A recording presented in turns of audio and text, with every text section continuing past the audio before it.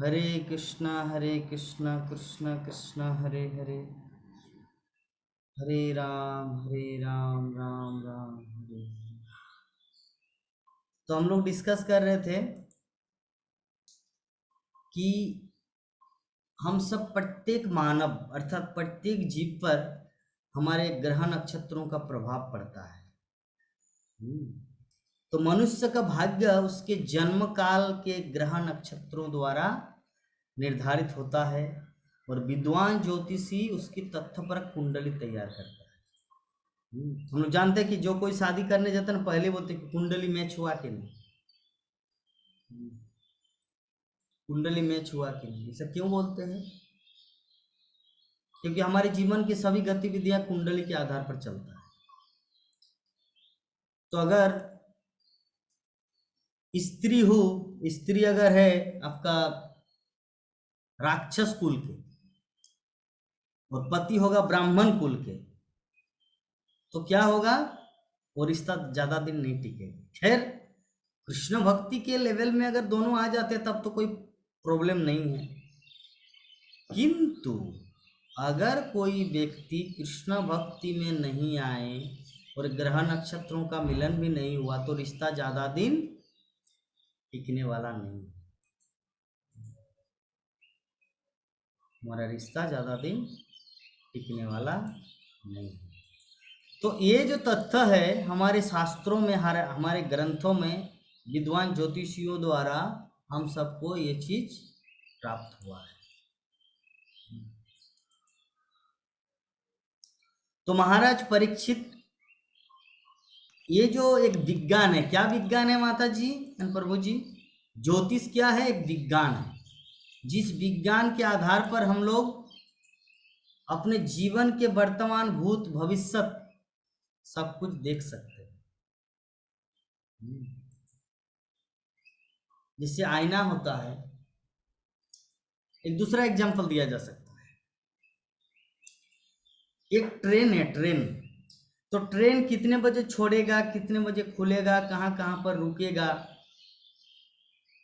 जो एक ट्रेन निकल गया जंक्शन से, वो कितने बजे उस जंक्शन में पहुंचेगा, फिर कहाँ कहाँ पर रुकेगा, फिर कितने बजे तक डेस्टिनेशन तक पहुंचेगा, तो पहले से एक चार्ट तैयार रहता है।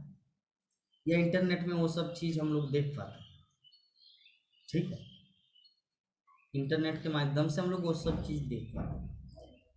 तो जो व्यक्ति पढ़ाई लिखाई आता नहीं, मोबाइल चलाना आता नहीं, अगर उनको कोई बोले हाँ इसके बाद अमुक स्टेशन, इसके बाद बिना जंक्शन है, फिर इसके बाद प्रयागराज चौकी है, फिर इसके बाद है बिलासपुर, तो जो सामने वाला बैठे, अरे तुमको कैसे पता चला? और सीट में जो बैठे हुए हैं, जो गांव का है, वो कभी जीवन में इंटरनेट चलाया नहीं, कभी इंटरनेट में मैप में देख नहीं पा रहे, गूगल मैप में कि ऐसा ऐसा है? मूर्ख कहीं, आपको कैसे पता चला? इसके बाद क्या आप क्या देखे? आप तो वहां तक कभी गए ही नहीं। होता है ना, हम हावड़ा स्टेशन में चढ़े, एक एग्जाम्पल, तो मुझे 8:55 में इतना टाइम पे मुझे बोकारो स्टेशन में उतार देंगे, एक एग्जाम्पल। फिर वहां उसके बाद रांची जाएंगे वो गाड़ी, रांची से फिर आगे हटिया जाएंगे, हटिया के बाद फिर आगे चक्रधरपुर। इस प्रकार ये जो, तो मुझे पहले से ही, जब मैं हावड़ा में उठा भी नहीं तो मुझे पहले से पता चला इतने टाइम पे वहां पर, उतने टाइम पे यहाँ। तो मैं अगर किसी को बताऊं और वो व्यक्ति रहेगा एकदम निपट मूर्ख, जो वर्तमान नॉलेज के बारे में कुछ ज्ञान नहीं रखता, तो क्या बोलेगा? अरे जगन्नाथ, आपको कैसे पता चला? इसके बाद क्या होगा, कौन सा स्टेशन आएगा?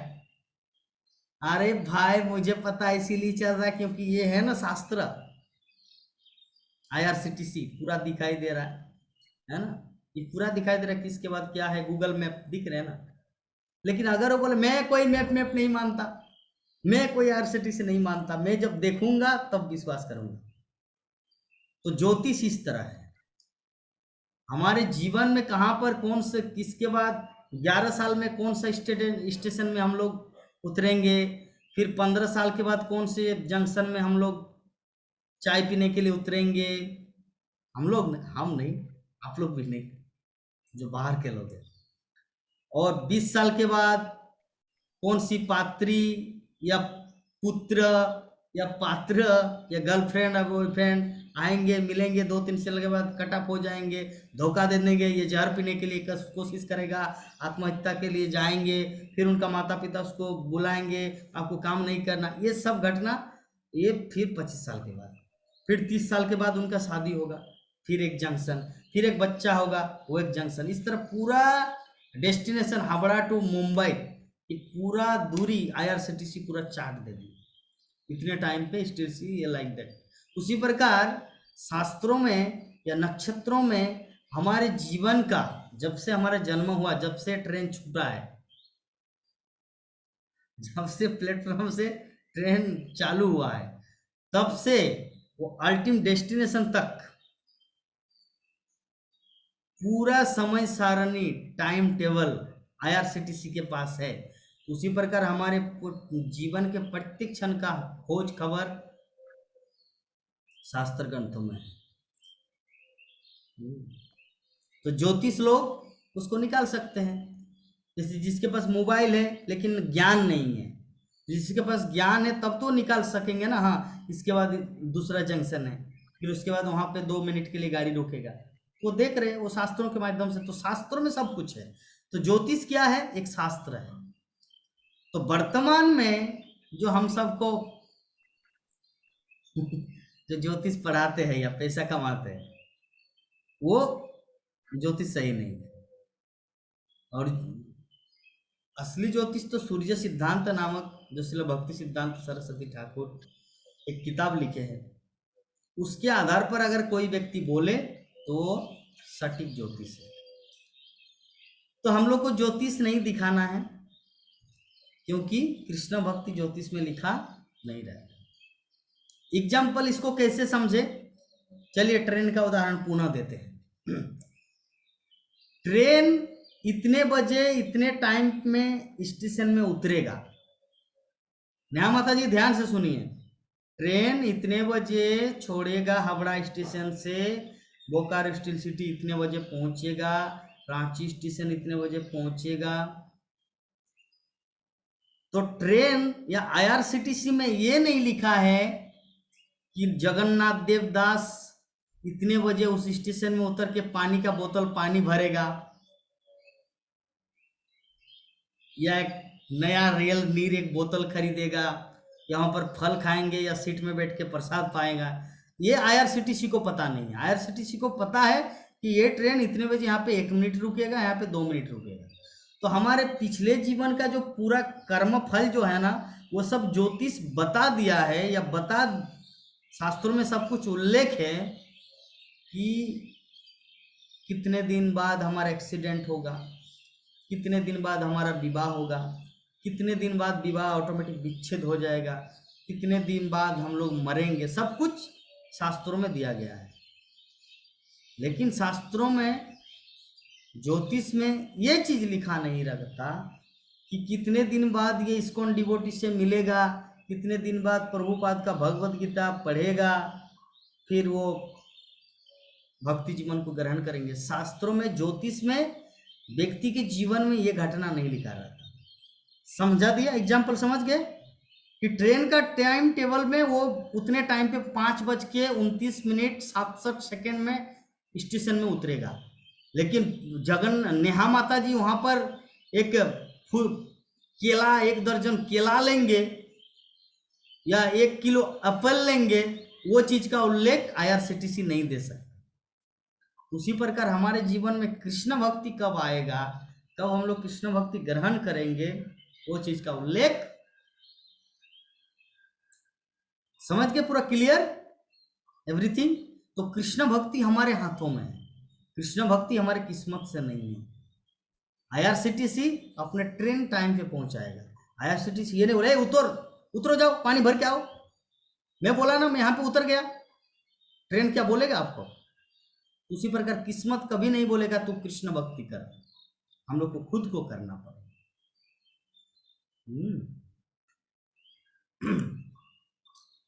तो महाराज परीक्षित जिसका जन्म हो रहा है या हो चुका है, इस श्लोक में हमारा 12 नंबर श्लोक कि महाराज परीक्षित और दूसरी बात, भगवान जब ये लोग प्रकट होते हैं, अर्थात भगवान या भगवान के शुद्ध भक्त, तो वो किसी शुभ नक्षत्र राशि में प्रकट होते हैं और इस शुभ क्षण में जन्म लेने वाले शरीर पर इन नक्षत्रों का प्रभाव पड़ता है। अर्थात क्या बोलना चाह रहे हैं, जो पहले हम डिस्कस किए कि अगर हम लोग पापी है तो हम लोग ऐसे समय में जन्म ग्रहण करेंगे जिस समय अपशकुन होता है, ठीक है। अगर हम लोग पुण्यात्मा है तो हम लोग ऐसे समय में जन्म ग्रहण करेंगे जिस समय शुभ लक्षण प्रकट होते, शुभ क्षण, जिससे धन धान्य संपत्ति देव क्वालिटी अच्छा गुण ये सब विकसित हो, तो उस समय हम लोग को इसका और एक एग्जांपल देते हैं। एक ट्रेन में जनरल बोगी रहता है, सेकंड सीटिंग रहता है, स्लीपर रहता है, third AC, 2 AC, first AC, 5 प्रकार का टाइप रहता है एक ट्रेन में। तो आपका टिकट कटा हुआ है थर्ड एसी का। यहाँ माता जी समझ रहे हैं, अंडरस्टैंड व्हाट आई टेलिंग। तो आपका टिकट कटा हुआ है थर्ड एसी का, बर्थ नंबर 6, सीट नंबर 48 आपके पास है रिकॉर्ड। तो अभी आप कहाँ जाएंगे, सेकंड सीटिंग में, जो 20 रुपया में जो टिकट मिलता है उसमें जाएंगे, या जो 1300 रुपया आपको लगा है ये थर्ड एसी में जाएंगे? तो 1300 रुपया जहाँ पे थर्ड एसी लगा वहीं पर जाएंगे। तो हमारा ये जो इस जीवन में जिस समय हमारा जन्म होता है ना, या जिस दिनांक में, जिस तिथि में, वो तिथि IRCTC के ट्रेन के AC, third AC, 2 AC, second AC, second seating, sleeper की तरह है। क्लियर? विवाह माता जी समझ गए मैं क्या बोला, क्या बोले बताइए।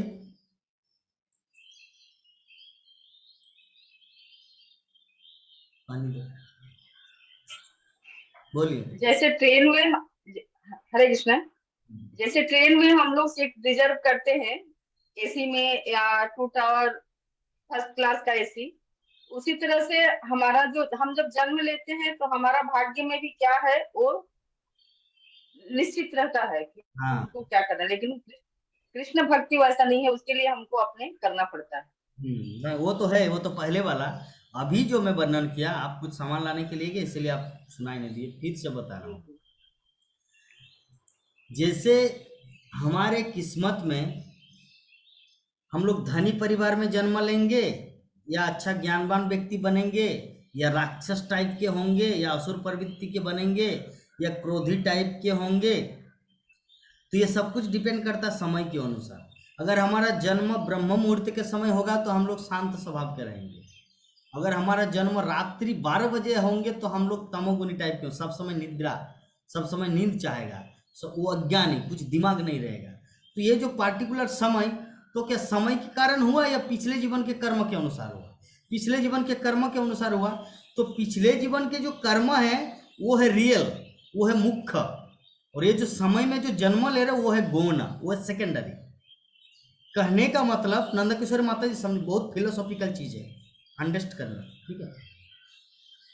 तो पिछले जीवन में अर्थात 1320 रुपया दिए है स्लीपर का, 2627 रुपया दिए है थर्ड एसी का, और 5200 रुपया दिए है फर्स्ट एसी का। तो वो दिए है उतना, तो उनको मिला है बर्थ नंबर 6, ठीक है, सीट नंबर 48। और जो टिकट काटे हैं जनरल 75 रुपया देके, birth number D6, seat number 12।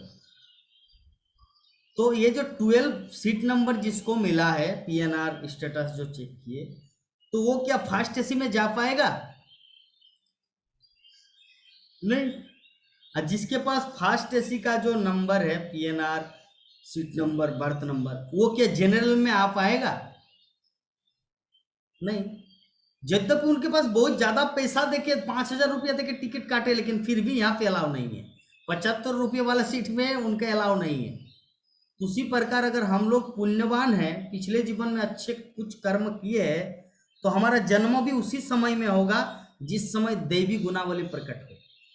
शांत स्वभाव के बने, शांत, दयालु, धार्मिक, ज्ञानवान, विद्वान, वो उसी समय प्रकट होगा जिस समय प्रकट होने से व्यक्ति ऐसे दिव्य गुणावली को हासिल करते हैं। लेकिन अगर हम लोग पिछले जीवन में पापी रहेंगे तो हमारा जन्म इस समय होगा ही नहीं जिस समय दिव्य गुणावली प्रकट होते हैं। हमारा जन्म किस समय होगा? रात्रि के 2 बजे। हम तुम आके खाओ ताड़ उतना उतना की जैसे बनेंगे, ताड़का की तरह। तुम लोग मेरे पास आए हो, अभी खाएंगे। तो उस समय जन्म ग्रहण करेंगे। हाँ, क्या बोल रहे हैं पत्र जी? और शाम को हो तो प्रभु जी, हाँ, शाम के टाइम हो तो 6-7 बजे शाम के टाइम होता है ना, संध्या के पहर। मैं एक एग्जाम्पल दिया कि यहाँ पर जो परीक्षित महाराज के बारे में जो उल्लेख है कि परीक्षित महाराज और भगवान, देखिए आप लोग को मैं आपको पुनः एक बार चीज को दिखा दे रहा हूँ। यहाँ पर क्या बता रहे हैं कि परीक्षित महाराज या कि भगवान भी किसी शुभ नक्षत्र राशि में प्रकट होते हैं, और इस शुभ क्षण में, क्षण मतलब समय, इस शुभ क्षण में जन्म लेने वाले शरीर पर इन नक्षत्रों का प्रभाव पड़ता है। तो ये जो है ना, अभी प्रश्न उठ सकता है कौन से समय में जन्म लेने से किस तरह का व्यक्ति होता है। ये तो राशि विचार ज्योतिष में उल्लेख है। हाँ, तो ज्योतिष में उल्लेख है। तो हम लोग अभी कृष्ण भक्ति के क्षेत्र में आए तो अभी टेंशन नहीं लेना है कि प्रभु जी आप जो रात के बारे में बोल रहे हैं ना, मैं नेहा जादव, मेरा जन्म हुआ है रात्रि को, तो मैं राक्षस तो नहीं हूं। आपको चिंता करने की जरूरत नहीं है। जो कृष्ण भक्ति के पथ में आ गए वो ये सबसे परे हो गए। वो जो एग्जाम्पल दिया ना, आप लोग की माता जी लक्ष्मी देवी, वो मांगलिक है, और जो व्यक्ति का मांगलिक लड़की के साथ शादी होता है ना, वो व्यक्ति मर जाता है। कृष्ण की कृपा से अभी तक टिका हुआ हूँ, जिंदा हूँ, 1.5 साल पार हो गया है। ठीक है, अभिषेक बच्चन और ऐश्वर्या राय आए थे उज्जैन और शादी करवा दिए वहां पर मंगल मंदिर में, और वृक्ष के साथ पहले शादी किया, एक पेड़ के साथ शादी के 1 घंटा में मर गया।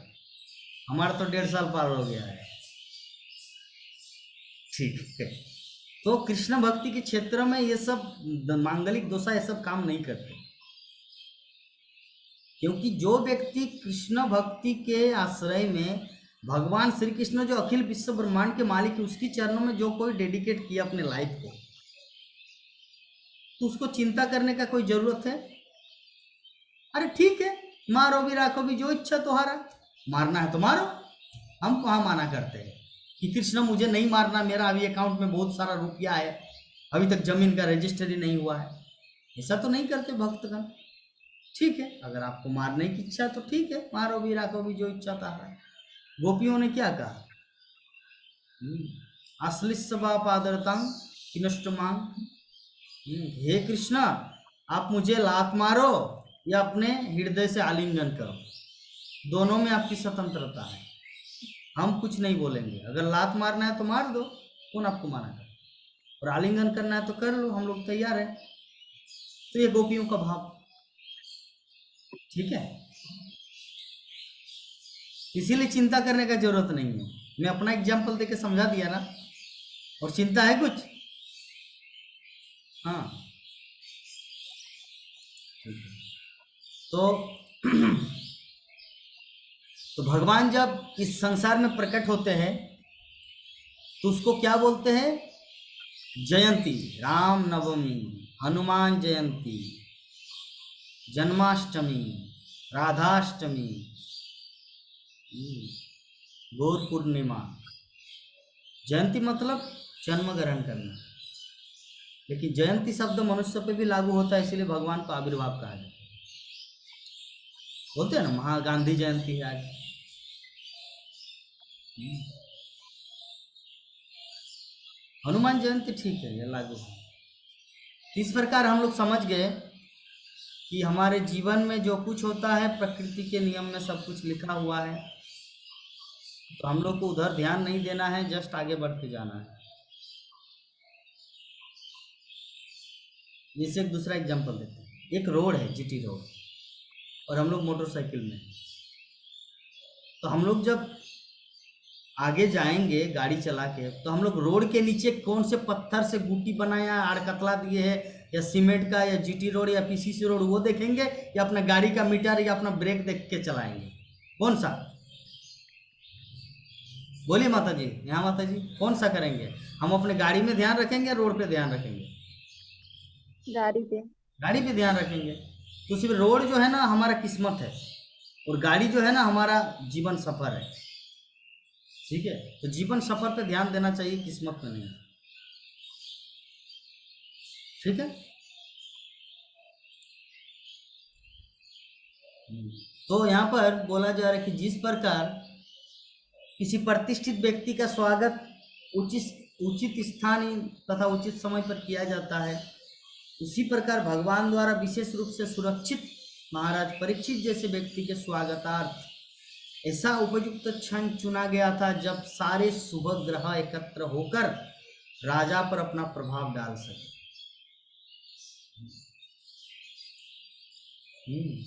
क्या बोलना चाह रहे हैं? जैसे एग्जांपल, मेरा बर्थडे हो रहा है, मेरा जन्मदिन मनाया जा रहा है।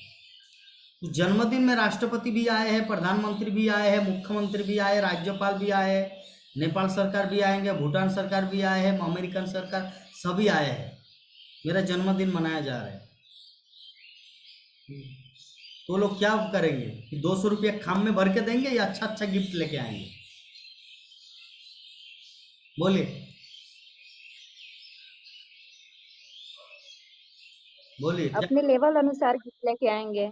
हाँ अच्छा अच्छा, अपने लेवल अनुसार गिफ्ट लेके आएंगे, जो जैसा है वैसा ही। यस, अपने क्षमता, अपना कैपेसिटी, और अपने जिस स्तर में अपने लेवल में है वो करोड़पति, अरबपति, शंखपति, उस अनुसार वो गिफ्ट करेगा।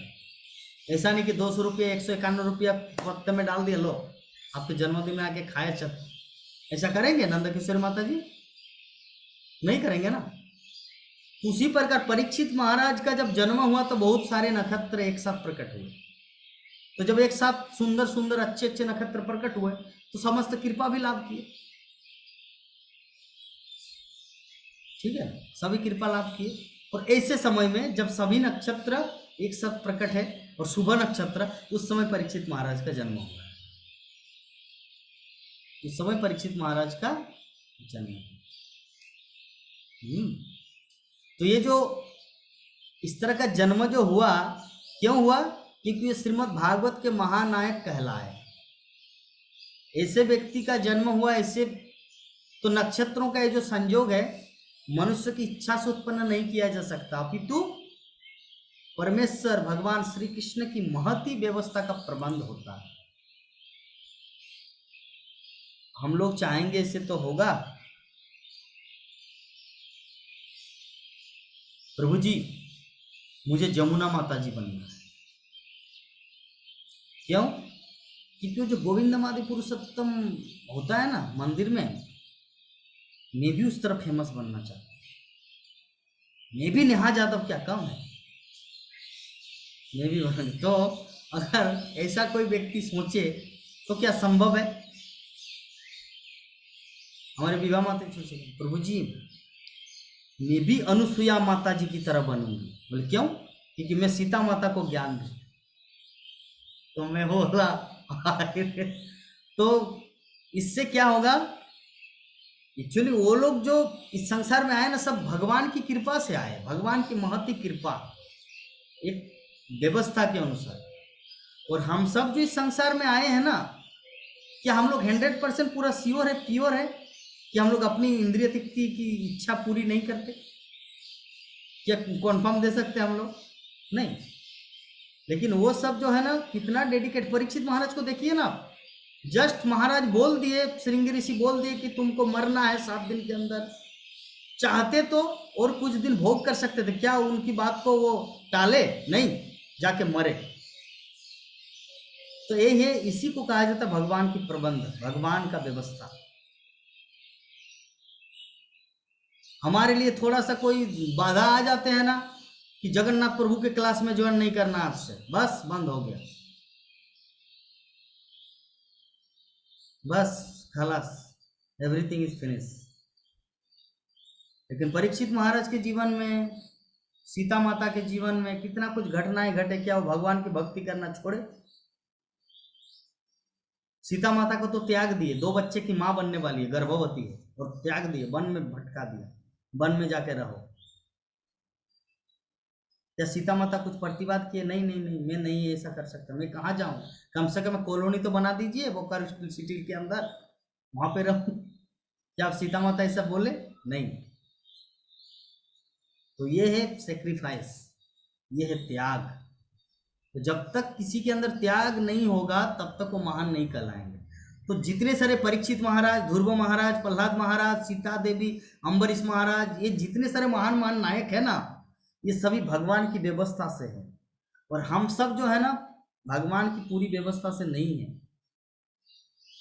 हम लोग भगवान की व्यवस्था, मेरे गुरु महाराज भक्ति चारू स्वामी गुरु महाराज बोलते हैं, हम लोग भगवान की व्यवस्था में पूर्णतया लग सकते हैं अगर हम लोग चाहेंगे तो उसके लिए क्या करना होगा? इंद्रिय तृप्ति की वासना को पूर्णतया त्यागना होगा। इंद्रिय तृप्ति की जो वासना है ना, अन्नाभिलाषिता शून्यम, किसी भी तरह का अपना पर्सनल डिजायर नहीं होना चाहिए। कृष्ण जैसा चाहेंगे वैसा करेंगे, बस। तो ऐसा भाव कि हम लोग डेडिकेशन कर पाएंगे। नंद किशोरी माता जी को बोलेंगे भगवान श्री कृष्ण कि हर महीना आपको 16,000 मिल रहा है ना, ओनली 3,000 मिलेगा। तो माता जी क्या बोलेंगे? नहीं नहीं प्रभु, अभी नहीं, मेरा बेटे का कुछ काम धंधा नहीं है अभी। माता जी बोलेंगे क्यों? क्योंकि हम लोग डेडिकेशन नहीं है। तो हम में और शुद्ध भक्त में ये अंतर है, ठीक है? तो समझ गए कि परीक्षित महाराज को जन्म, हमारे भगवत भक्तों का, महान महान नायकों का जन्म जो होता है भगवान की व्यवस्था से। और हमारा जन्म कैसे हुआ? अपने कर्म फल के अनुसार। हमारे हृदय में कुछ इच्छा था, उस इच्छा को पूरी करने के लिए हम लोग इस जगत में आए। और इच्छा मतलब बहुत कुछ होता है, इंद्रिय तृप्ति, सेंस ग्रेटिफिकेशन, ठीक है? तो निसंदेह जीव के शुभ या अशुभ कर्मों के अनुसार ही ये व्यवस्था की जाती है। श्रील प्रभुपाद बोल रहे हैं, यही जीव द्वारा संपन्न शुभ कर्मों की महत्ता प्रकट होती है। केवल शुभ कर्मों के द्वारा ही जीव को उत्तम संपत्ति, उत्तम शिक्षा तथा सुंदर स्वरूप प्राप्त हो सकता है। तो नक्षत्रों के शुभ प्रभावों के लिए समुचित वातावरण तैयार करने में सनातन धर्म मनुष्य का शाश्वत कर्तव्य, संप्रदाय के संस्कार अत्यंत उपयुक्त सिद्ध होते हैं। शुभ कर्म, यहाँ पे श्रील प्रभुपाद बोल रहे कि अगर इस तरह का किस्मत हमारे जीवन में अगर उदय करना है तो क्या करना होगा? जो सनातन धर्म अर्थात ये जो हमारे वैदिक आदेश, श्रीमद् भागवतम के कथन जो हम सबको जो प्राप्त हुआ, इनको क्या करना है? अपने जीवन में उतारना है, तभी ये संभव है। ऐसा नहीं कि यहाँ पे भागवत कथा चल रहा है, कोई व्यक्ति पेपर पढ़ रहे हैं, ये तो कली का प्रभाव है। हम सबको क्या करना है ना, भागवत कथा में रुचि लाना है।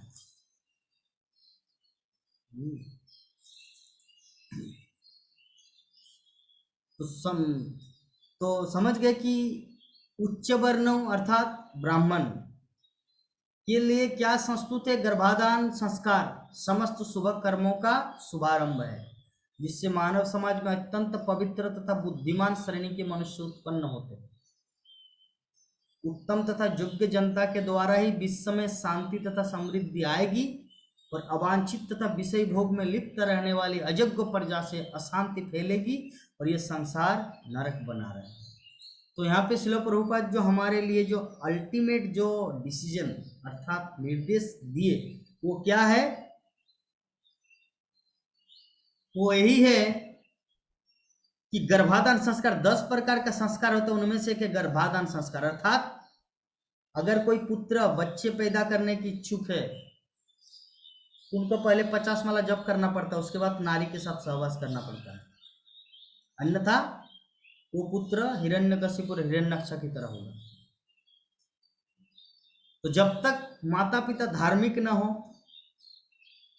और अगर वो लोग सेंस ग्रेटिफिकेशन इंद्रिय तृप्ति करे और बच्चा पैदा हो गया तो बच्चा संसार के कल्याण के लिए नहीं होगा, दूसरों की हानि पहुंचाने के लिए वो व्यक्ति संसार में आएंगे और उनका कोई काम नहीं है, यूजलेस है। तो इस प्रकार हमारा आज का जो श्लोक था श्रीमद् भागवतम प्रथम स्कंद 12 अध्याय श्लोक संख्या 12, जो परीक्षित महाराज को लेकर हमारे जीवन के साथ जो पूरा होल थिंग्स हम लोग समझ गए।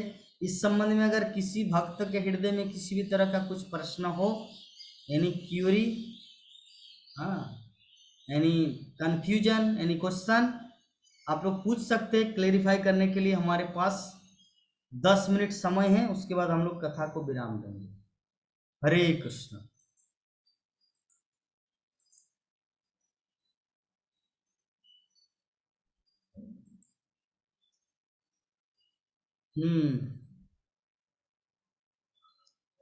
नंदा किशोरी माता जी हॉस्पिटल में, नेहा माता जी का वीडियो ऑफ, अभी एकमात्र माता जी आप ही बोलिए, कुछ क्वेश्चन है तो।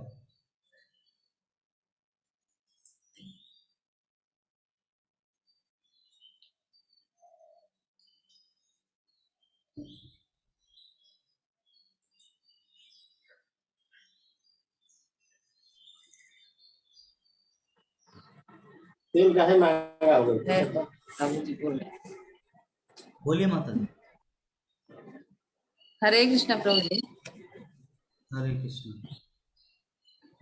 प्रभु जी, जैसा ऐसा बोला जाता है कि 5 महीने के बाद बच्चे का पूर्ण विकास होता है गर्भ में, 4 या 5 महीने में, लेकिन राजा परीक्षित तो कितने बहुत कम दिनों के थे, तो फिर भगवान का दर्शन कर लेते हैं गर्भ में ही।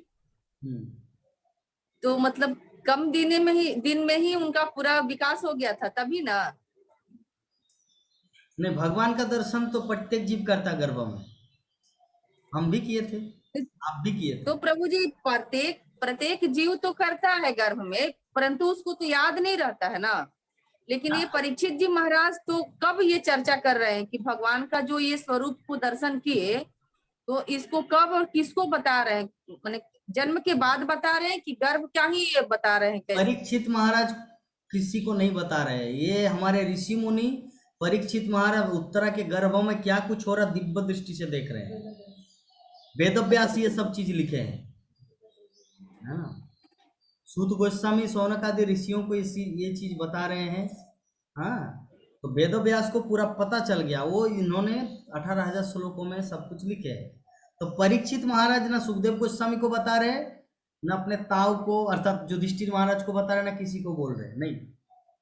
वो गर्भ के अंदर वो प्रविष्ट हुए, फिर यहाँ पर आए, भूमिगत हुए, तो ये सब अभी ब्राह्मण गण सब कुछ बोले, सब कुछ ब्राह्मण के द्वारा हो रहा। परीक्षित महाराज कुछ नहीं, वो तो वहां चुप रो रहा है। समझ। हाँ, तो वेद व्यास जी तो खुद भगवान का अवतार थे, तो वो उनको मन स्थिति को समझ गए और उसको हम लोगों को व्याख्या कर बता रहे। मन स्थिति का अर्थ क्या है, एक चीज आपको बता रहे हैं। परमात्मा आपके हृदय में भी है, परमात्मा मेरे हृदय में भी है। तो मेरे हृदय में क्या कुछ चल रहा, मेरे जीवन में क्या कुछ हुआ है, पिछले जीवन में हम क्या थे, वो तो परमात्मा तो हर जीवन में मेरे साथ है ना। तो वही परमात्मा का रूप है व्यासदेव। व्यासदेव कौन है? कृष्ण का अवतार है। तो कृष्ण का अवतार अगर है तो कृष्ण को पता कैसे नहीं चलेगा कि परीक्षित के जीवन में क्या हुआ, विभा माता जी के जीवन में क्या हुआ, जगन्नाथ देव के जीवन में, उनको तो सबके बारे में पता है, इसीलिए परीक्षित महाराज के बारे में सब कुछ लिखा। वही हमको थोड़ा सा असमंजस हो रहा था कि ये जो भगवान जब गर्भ में प्रवेश किए तो माने कौन किसको बता रहे हैं, ये थोड़ा समझ में नहीं आया। तो वेद व्यास जी हम लोगों को बता रहे हैं कि राजा परीक्षित का ऐसा अनुभव हुआ भगवान का स्वरूप का। सूत गोस्वामी शौनक आदि ऋषियों को बता रहे हैं नैमिषारण्य के तरफ जी। और कुछ क्वेश्चन है? 5 मिनट समय है। ये प्रभु जी और कुछ क्या है, बस प्रभु जी- आशीर्वाद दीजिए, थोड़ा भक्ति बढ़े। हाँ, वो प्रभु जी कौन है जो पीछे बैठा हुआ है? वो पीछे बैठे हैं, वो मेरे मामा जी हैं। तो मामा जी को तो मुस्कुराना चाहिए थोड़ा, जब भागवत कथा हो रहा है।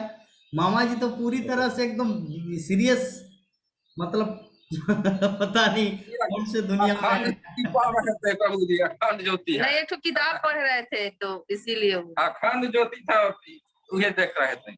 ओ, तब आपको अखंड ज्योति में विलीन होना है या कृष्ण के धाम गोलोक वृंदावन में जाना है? ये तो प्रभु की कृपा है। नहीं, अखंड ज्योति नहीं बनना है। हमारा जीवन ज्योति बनने के लिए नहीं है, हमारा हाँ, जीवन कृष्ण धाम गोलोक वृंदावन जाने के लिए है। पंडित रामाचार्य शर्मा हम सबको अखंड ज्योति में प्रविष्ट कराने की इच्छुक है, लेकिन हम लोग को कृष्ण के पास जाना, उससे भी ऊपर। जी।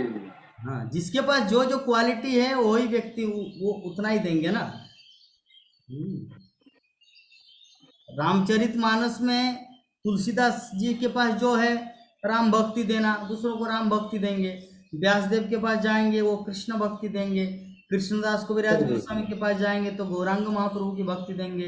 पंडित रामाचार्य शर्मा के पास जाएंगे तो आपको अखंड ज्योति दिखाएंगे, लाइट बन जाओ। अभी आपको क्या करना है? अभी आपको कृष्ण भक्ति करना है या लाइट बन के रहना है? ये और अखंड ज्योति का एक दूसरा मीनिंग ये भी होता है, अखंड ज्योति मतलब आत्मा का जो स्वरूप है ना, वो पूरा दिव्य ज्योति प्रकाश है ना। तो हम सब जो जीव है कि पूरी तरह से अज्ञानी है, तो पंडित रामाचार्य शर्मा बोलना चाह रहे हैं कि ये अखंड ज्योति को पढ़ो और अपने आप को पहचानो। तो आपका कुछ प्रश्न है प्रभु जी? आप विभा माता जी के मामा प्रभु जी। हैं। जब आपकी भांजी जब इस तरह के भक्त है तो आपके पास तो और भी कुछ होना चाहिए। जब भांजी के पास इतना भक्त है तो मामा के पास। क्या प्रश्न पूछेंगे? हाँ हाँ हाँ, हम बुर्बक आदमी अज्ञानी, क्या प्रश्न पूछेंगे बाबा? वो तो आपको प्रमोद प्रभु जी आपको सिखा दे रहे कि प्रभु जी को ऐसा ऐसा बोल रहे। ये आपकी विनम्रता है, आप अपने आप को इतना नीचे हीन समझ रहे हैं, ऐसा नहीं है। आप बहुत विद्वान हैं, इसीलिए तो आप पहले हाथ जोड़ करके सब कुछ छोड़ के आप हमारे साथ बात कर रहे हैं। अन्यथा दूसरा कोई होता तो वहाँ पर बैठते ही नहीं, दूसरे जगह में जाके अहंकारी की तरफ पढ़ते। आप हमारे सामने खड़े हैं, इसका मतलब आपके पास विनम्रता है ना, हम्बलनेस है। नेहा माता जी, आपका कुछ क्वेश्चन है? ये जो डिस्कशन आवाज ही नहीं नहीं है। नहीं तो चलिए हम लोग वांछा कल्पतरु करते हैं। 2 मिनट समय है हमारी मीटिंग का। और नवद्वीप धाम महत्व जो ये है वो क्लास को सुने थे ना? जी प्रभु जी, हाँ सर सुने प्रभु जी उस टाइम। ठीक है, सुनना है सब समय। लाइव की इच्छा मत कीजिए, थोड़ा थोड़ा यूट्यूब में भी सुनिए। वो तो वही है ना, जैसे भगवान श्री कृष्ण साक्षात गोलोक वृंदावन में रहते हैं और भागवतम के रूप में, पुस्तक के रूप में। अगर कोई व्यक्ति बोले नहीं नहीं मुझे कृष्ण चाहिए, मुझे भागवतम नहीं चाहिए, मुझे बुक नहीं पढ़ना है, तो कृष्ण नहीं मिलेगा। पहले बुक को एकदम कीजिए। उसी प्रकार ऐसा तो नहीं। हाँ ठीक है, तो चलिए वांछा कल्पतरु करते हैं। हाँ, वांछा कल्पतरुभ्यश्च कृपा आएंगे तब नहीं आएंगे। पावनेभ्यो वैष्णवेभ्यो नमो नमः। हरे कृष्णा कृष्णा कृष्णा हरे हरे, हरे राम राम राम हरे हरे। जय जगत गुरु शिल प्रभुपाद की जय। ग्रंथराज श्रीमद् भागवत महापुराण की जय। अनंत कोटि वैष्णव भक्त वृंद की जय। समस्त गौर भक्त वृंद की जय। श्रीधाम मायापुर नवद्वीप धाम की जय। जय श्री श्री मथुरा वृंदावन धाम की, जय जय श्री श्री जगन्नाथपुरी धाम की, जय निताय गौर प्रेमानंदे। हरि हरि बोल, हरि हरि बोल।